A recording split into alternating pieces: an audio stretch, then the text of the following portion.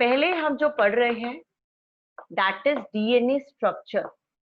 DNA के structure के बारे में पढ़ रहे हैं। क्या होता है डीएनए? सबसे पहले आपको पता होना चाहिए what is DNA. So what is DNA? DNA is full form क्या है इसकी? डीऑक्सी राइबो न्यूक्लिक एसिड, यानी ये एक न्यूक्लिक एसिड है। दो न्यूक्लिक एसिड्स हैं आपके, एक डीएनए और एक आरएनए। इनमें से हम कौन से न्यूक्लिक एसिड की बात कर रहे हैं? हम डीएनए की बात कर रहे हैं। देखिए, कोई भी न्यूक्लिक एसिड जो होता है उसकी किसी भी न्यूक्लिक एसिड की जो मोनोमर यूनिट होती है, जो छोटी यूनिट होती है न्यूक्लिक एसिड की, वो होती है nucleotide. Nucleotide is the monomer unit of a nucleic acid. Now nucleotide किससे मिलके बना है आपको पता होना चाहिए। It is made by a phosphate group. एक होगा फॉस्फेट ग्रुप और क्या होगा, और होगी पेंटोज शुगर, यानी 5 कार्बन की एक शुगर होगी जिसको हम कहेंगे पेंटोज शुगर। इसके अलावा और कौन सी चीज होगी? और होगा इसके पास nitrogenous base. Yes, nitrogenous base. These are the 3 things. अब हम जो न्यूक्लिक एसिड पढ़ रहे हैं वो डीएनए पढ़ रहे हैं, तो हम डीएनए से रिलेटेड इन सारी चीजों को बोले तो फॉस्फेट तो ऑफकोर्स इसमें होगा, राइट।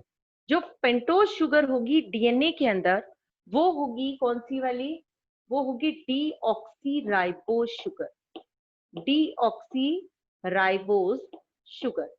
क्या होता है डीऑक्सी राइबोज शुगर में और नॉर्मल शुगर में फर्क?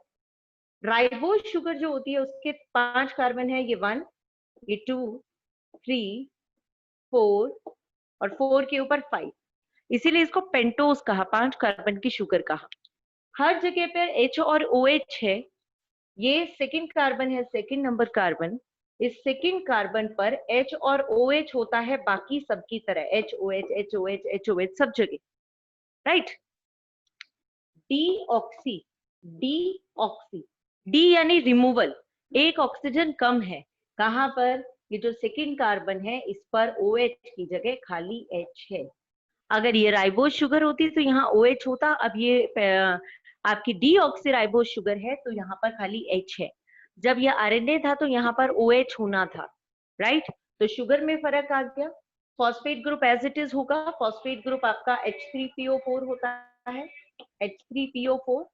ये ऐसे होता है, फॉस्फेट है, एक जगह डबल बॉन्ड O, बाकी जगह OH, ये बन जाता है आपका फॉस्फेट ग्रुप। ये हो गई आपकी पेंटोज शुगर। और तीसरी जो चीज है आपकी वो है नाइट्रोजिनस बेस। यानी नाइट्रोजिनस बेस का मतलब है एक ring like structure which is having nitrogen into it.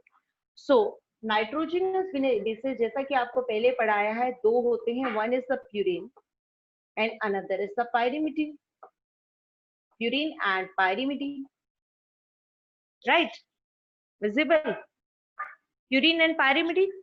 अब जो प्यूरिन होते हैं वो आपके 9 रिंग के कंपाउंड्स है, 9 कार्बन की रिंग है ऐसे। 6 इसमें हो गए, 7 8 9, 3 और हो गए, 9 रिंग की है।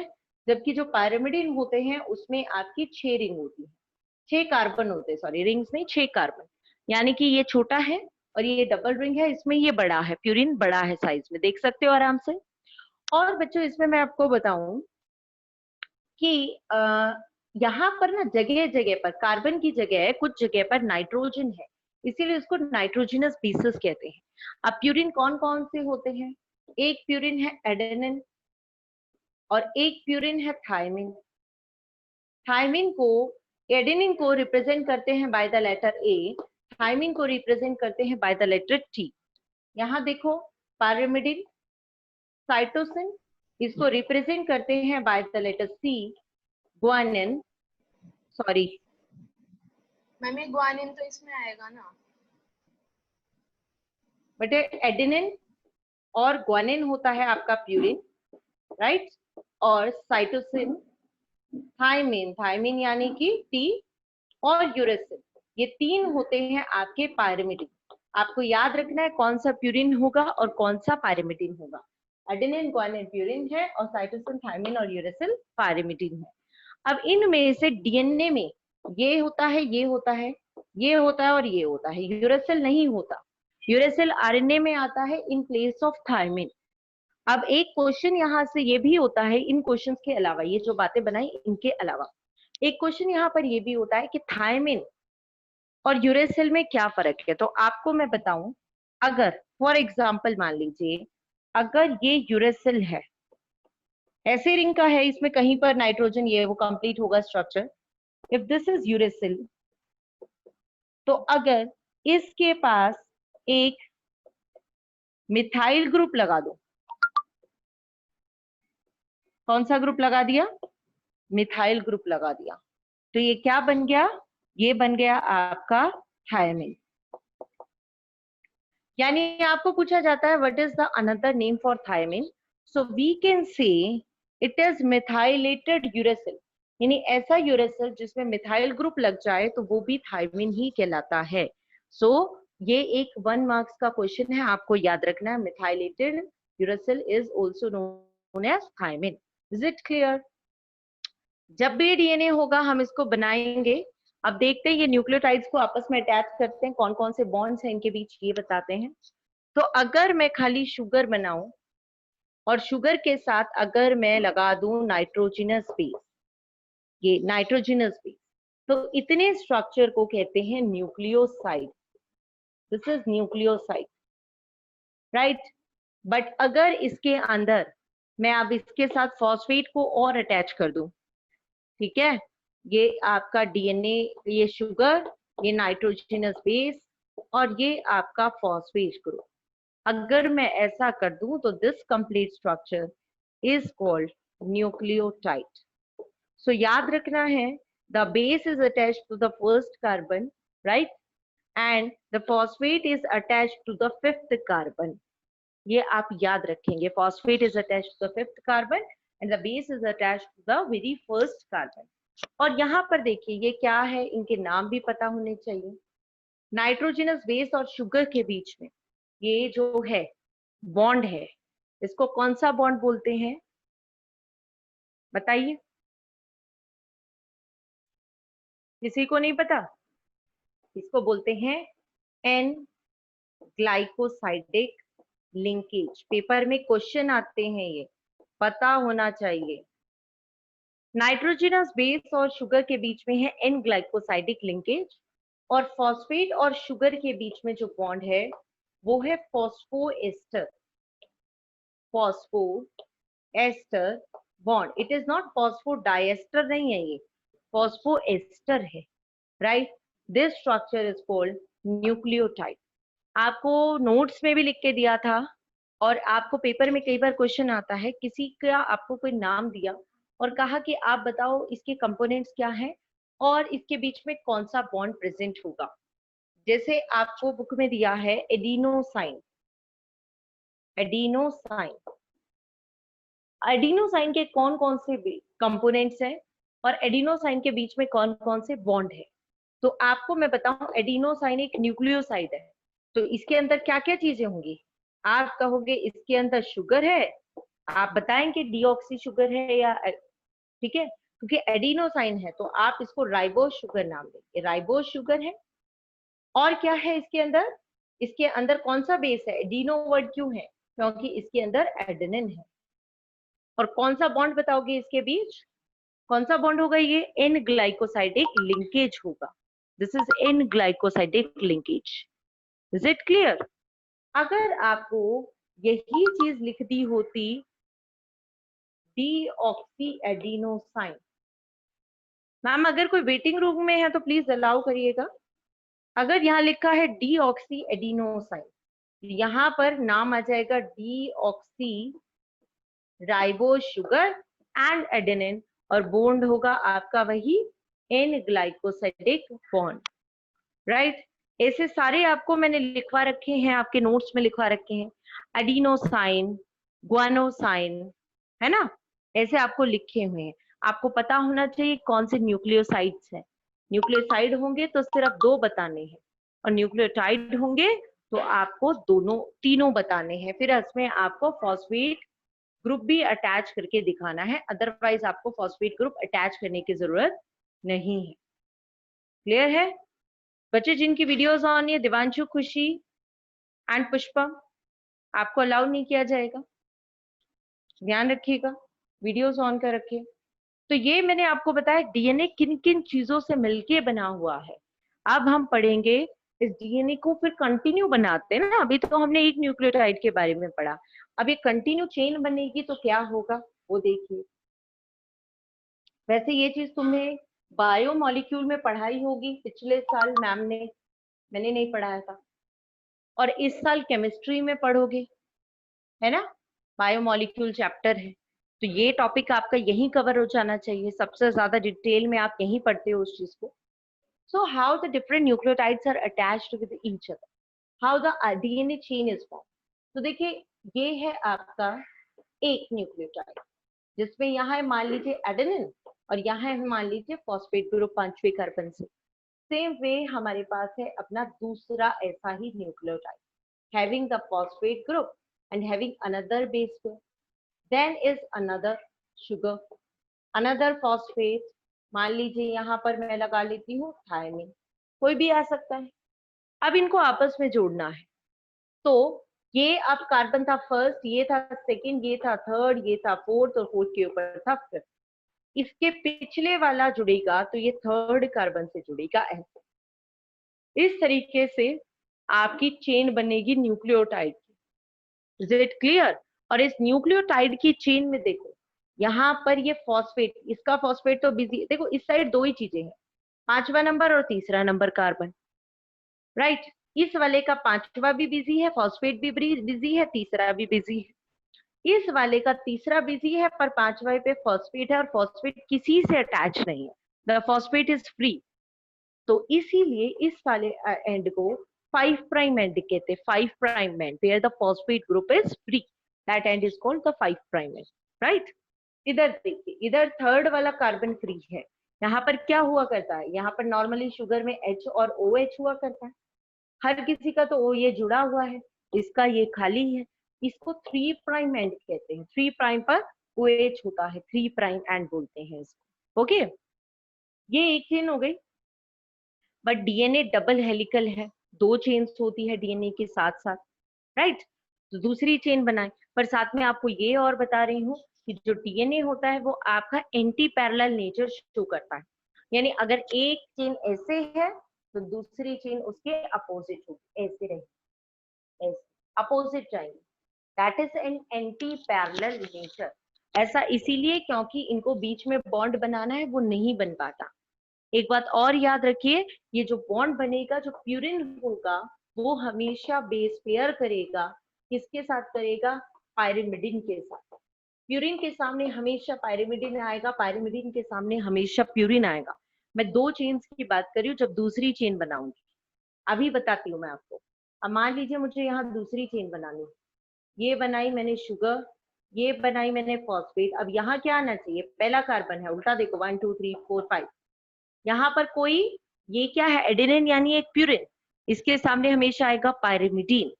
अगर यहाँ से एडेनिन होता है तो उसके सामने हमेशा यहाँ से थायमिन आता है, वो भी डबल बीच में बॉन्ड है। ये जो बॉन्ड होंगे इनके बीच में वो होंगे hydrogen bond.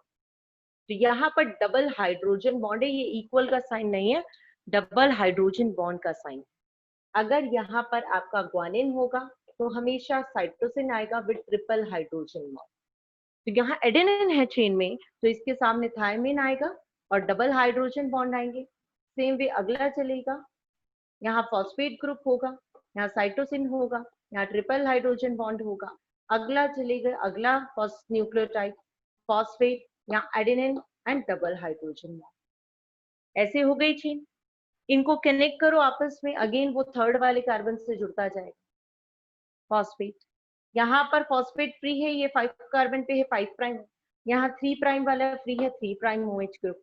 So you can see here, ये पेपर में आया हुआ है ये डायग्राम बहुत बार, बड़ा सिंपल सा स्ट्रक्चर है।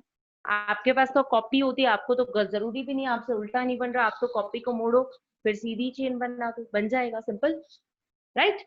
So one moves from 5 prime to 3 prime and the another moves from 5 prime to 3 to 5. एक 5 से 3 जा रहा है, दूसरा 3 से 5 आ रहा है, राइट।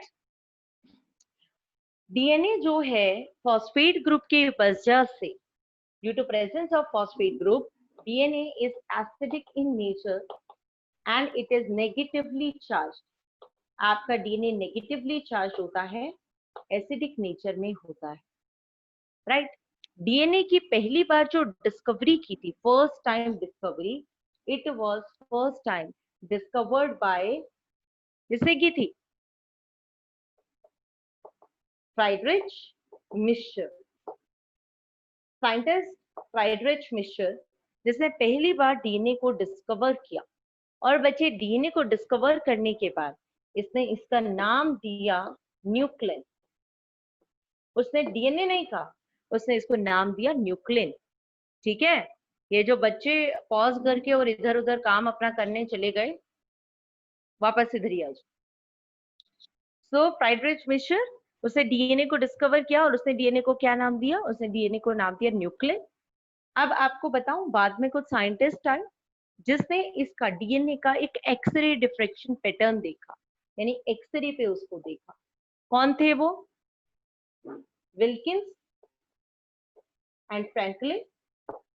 विल्किंस एंड फ्रैंकलिन ने डीएनए को किस पे देखा? एक्सरे पर देखा। और आपको बताऊं मैं, जो साइंटिस्ट है, कौन सा scientist? Watson and Crick. Watson and Crick ने विल्किन और फ्रैंकलिन के एक्सरे पैटर्न से थोड़ा प्रभावित होके डीएनए का डबल हेलिकल मॉडल दिया, जो अब हम बनाएंगे। It was given by Watson and Crick 1953. This model called the double helical model of DNA. Double helical model of DNA was given by the scientist. Okay. So आगे पढ़ते हैं। देखिए क्या बता रही हूं मैं आपको आगे। डबल हेलिकल मॉडल में किस तरीके का देखा जाता है? इस तरीके से डीएनए चल रहा है। थोड़े पढ़े लिखे बनाना, ऐसे मत बनाना कैसे भी कुछ भी बना दिया। ये दूसरा है। अब आपको ऐसे नहीं बनाना, आप जो ये बना देते हैं ना ऐसे, ये नहीं है। इसमें और इसमें फर्क है, ये गलत है, ये है ठीक। कैसे? एक तो बच्चे इसकी एक चेन 5 प्राइम से चलेगी और दूसरा एंड इसका 3 होगा, दूसरी का ये 3 होगा, ये 5 होगा। इसके अंदर आप एक चीज देख सकते हो, एक जगह से ज्यादा अंदर है, फिर कम है, फिर ज्यादा है, राइट? जहां से ज्यादा अंदर है उसको कहते हैं major groove, this we call major groove.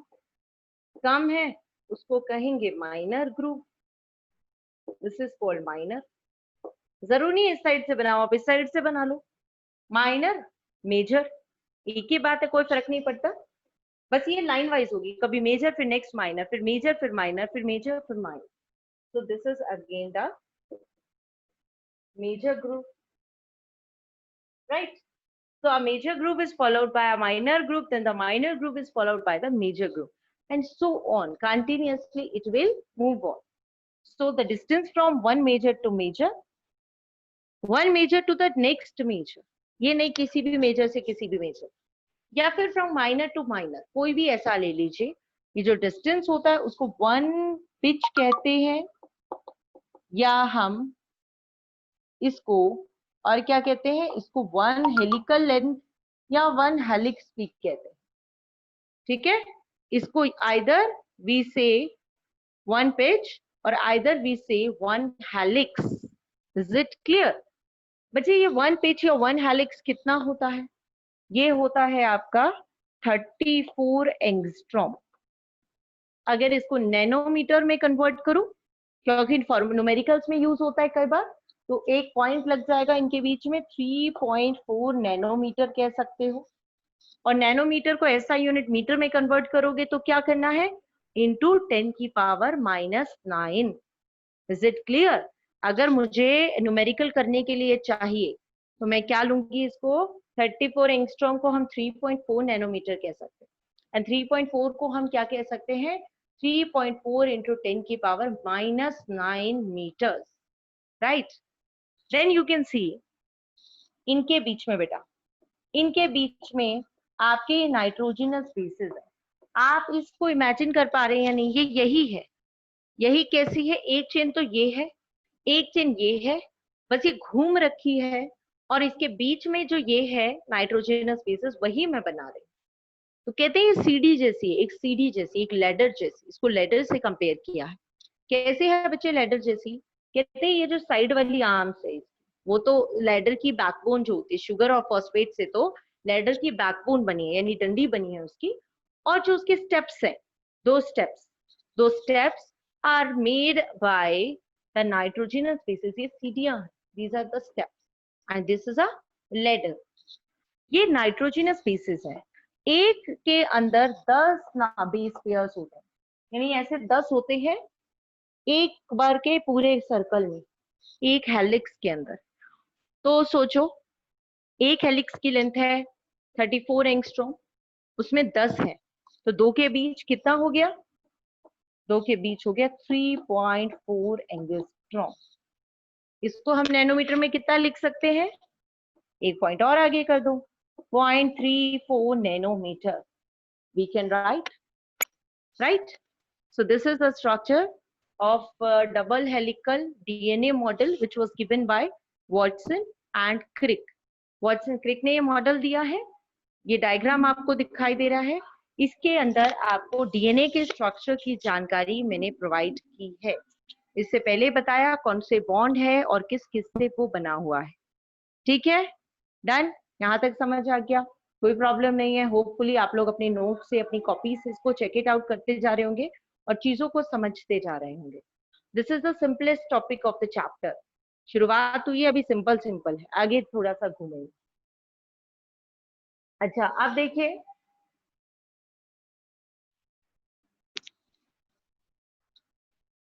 हमने पढ़ लिया डीएनए का स्ट्रक्चर ऐसा है। डीएनए की अगर मैं लेंथ निकालने लगूं, if I have to calculate, Nikita यहीं रहो, कहाँ चली गई? अगर हम बात करें डीएनए की, किसकी बात करें? डीएनए की लेंथ की बात करो। If I want to calculate the length of the DNA, आपको न्यूमेरिकल्स भी कराए गए, उसके हिसाब से मैं बात कर रही हूँ। मुझे सिंपल सी बात है, आप देखो, मान लो मुझे यहाँ से यहाँ तक की लंबाई नापनी है, राइट? मुझे बता दिया इसके बीच में कितने बेस पेयर हैं। हमारे डीएनए के बीच में कितने बेस पेयर्स होते हैं? हमारे डीएनए में होते हैं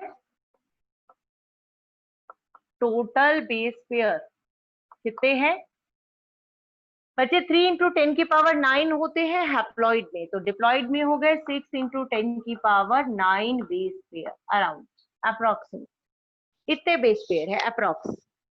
अब दो के बीच में कितना डिस्टेंस होता है? आपको अभी अभी बताया, वो कितना होता है? 0.34। आप सोचो, मैं आपको कह रही हूँ दूरी नापनी है, पूरी दूरी नापो। ये कितने हैं? ये इतने हैं। दो के बीच में कितनी दूरी है? मैंने कहा डिस्टेंस बिटवीन बेस पेयर कितना डिस्टेंस है?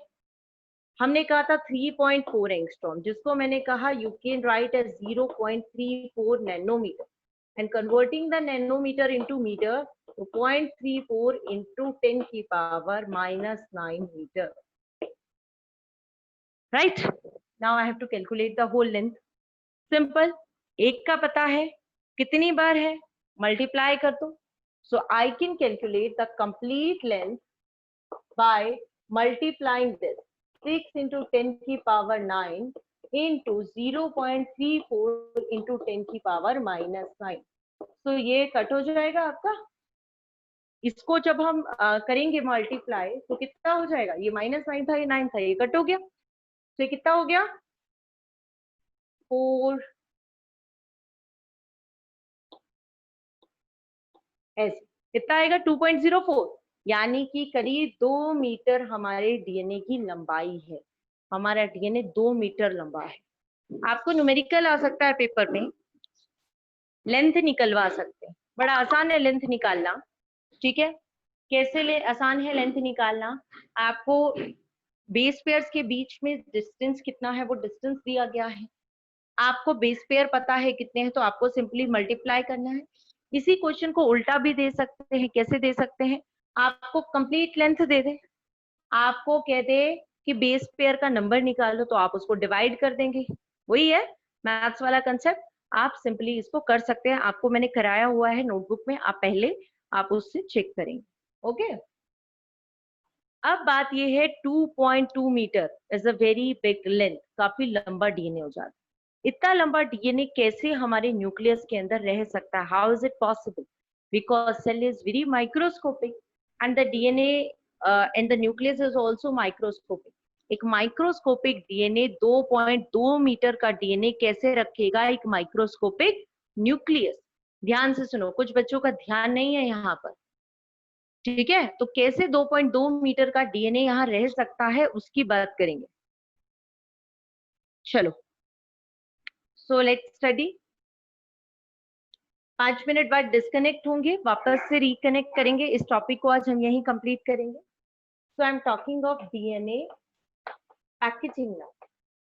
डीएनए पैकेजिंग, देखो डीएनए पैकेजिंग प्रोकैरियोट यूकैरियोट दोनों में अलग अलग बात करते हैं। अगर हम बात करते हैं इन केस ऑफ प्रोकैरियोट, तो प्रोकैरियोट में तो आप लोगों को पता होगा जो बैक्टीरिया होता है, आपने पढ़ा है बैक्टीरिया का स्ट्रक्चर, सेल चैप्टर में पढ़ा है, मोनेरा में भी पढ़ा है। तो आपने पढ़ा होगा बाहर सेल वॉल होती है, अंदर प्लाज्मा मेम्ब्रेन है जो जगह जगह मीजोसोम बना के फोल्ड हो रखी है, और इसी में ये डीएनए पड़ा हुआ है। इसको आप न्यूक्लियोइड कहते हैं, न्यूक्लियस नहीं कहते, राइट? तो प्रोकैरियोट में यही कह रहे हैं, डीएनए जो है उसके साथ कुछ प्रोटीन्स जो न्यूक्लियोइड बनाएंगे, उसका नाम है NAC। NACs यानी न्यूक्लियोइड एसोसिएटेड प्रोटीन। अंशुल कहाँ चली गई है? सो कुछ न्यूक्लियोइड एसोसिएटेड प्रोटीन्स जो हैं, NAPs सॉरी, कुछ न्यूक्लियोइड एसोसिएटेड प्रोटीन्स जो है उसको डीएनए के साथ कॉइल हो जाते हैं और बना देते हैं आपका न्यूक्लियोइड। This is simple. बहुत कम लोग पूछते हैं आपको प्रोकैरियोट के बारे में। हम बात करते हैं यूकैरियोट के डीएनए की, ठीक है? यूकैरियोट में डीएनए की पैकेजिंग किस तरीके से होती है? तो मैंने आपको बताया कि डीएनए है, काफी लंबा है हमारा DNA, and this DNA is having negative charge, it is acidic in nature. I had told you, मुझे कुछ अपोजिट चाहिए जिसके अंदर लपेट सकूं। जैसे धागा रहता है, व्हील जो होती है आपकी, है ना, मशीन वाला धागा होता है, वो छोटे से गत्ते के ऊपर कितना लंबा धागा लिपटा हुआ है, अगर इसको ओपन कर दे तो वो रह ही नहीं सकता था, है ना? सेम वे बच्चे यहाँ पर रहता है। किस तरीके से रहता है? कुछ प्रोटीन्स होते हैं जो इसको रखेंगे। मैं हटा देती हूँ ताकि एक साथ आपको करा सकूं। सो डीएनए को रखने के लिए हमारे पास जो स्पेशल प्रोटीन्स है, उन प्रोटीन्स के बारे में देखें। उनको हम कहते हैं histone protein. Histone protein, histone proteins क्यों लिए? क्योंकि हिस्टोन पॉजिटिव है, राइट? नेगेटिव चीज को लपेटना है तो कुछ पॉजिटिव मुझे चाहिए जो नेगेटिव को उस अपने ऊपर कॉइल कर सके। कौन कौन है देखिए, इसके अंदर आते हैं आपके हिस्टोन में H1, H2A, H2B, H3 and H4. These are the different types of histones which are present. अब ये हिस्टोन H1 को छोड़ के बाकी के जो हिस्टोन्स हैं, ये दो दो यूनिट की फॉर्म में आपस में अटैच्ड होंगे। देखिए ये है H2A, दो H2A होंगे, then is the H2B, H2B भी दो होंगे, देन इज द H3, वो भी दो होंगे, and then is the H4, वो भी दो। सब दो दो बार आ गए। कितनी टोटल हो गए? टोटल हो गए 8। 8 हो गए, 4 है और 4 के 4 डबल बार है, 8 हो गए। ये बना आपका हिस्टोन ऑक्टामर, इसको कहते हैं हिस्टोन ऑक्टामर। अब H1 तो यूज ही नहीं लिया, H1 को अलग से यूज लेंगे। कैसे? देखो ये हिस्टोन ऑक्टामर है, पॉजिटिव चार्ज है, as well as basic nature में। अब ये क्वेश्चन आता है कि हिस्टोन का नेचर बेसिक क्यों है? Why is the nature of histone proteins basic? तो ये प्रोटीन है तो अमीनो एसिड का बना है, और दो अमीनो एसिड इसमें याद रखो, lysine and arginine. So due to presence of these two basic amino acids, the histone is basic and positively charged. Okay, अब ये है, ये इसको पूरा बना रही हूं मैं, ये मान लीजिए आपका ये ऑक्टामर है, हिस्टोन ऑक्टामर। मैंने इकट्ठा बना दिया, इसको अलग अलग नहीं बनाया। जरा इधर ध्यान, सिर्फ कान में लीड लगा के सुनने से नहीं समझ आएगा, ध्यान भी यहाँ रखना पड़ेगा। क्लास ही चल रही है, स्कूल की तरह ही बैठे हो आप लोग। So this is the histone octamer, ये ऑक्टामर। डीएनए आपका इसके ऊपर ऐसे लिपट जाएगा, कॉइल हो जाएगा, कॉइल हो गया, कॉइल हो गया, ऐसे धागा लिपट गया। अब ये खुल ना जाए इसके लिए यहाँ पर H1 जुड़ जाता है। H1 इसको खुलने नहीं देगा। ये जो स्ट्रक्चर इस टाइम आप देख रहे हो, इसको कहते हैं न्यूक्लियोसोम। पेपर में बहुत बार इसकी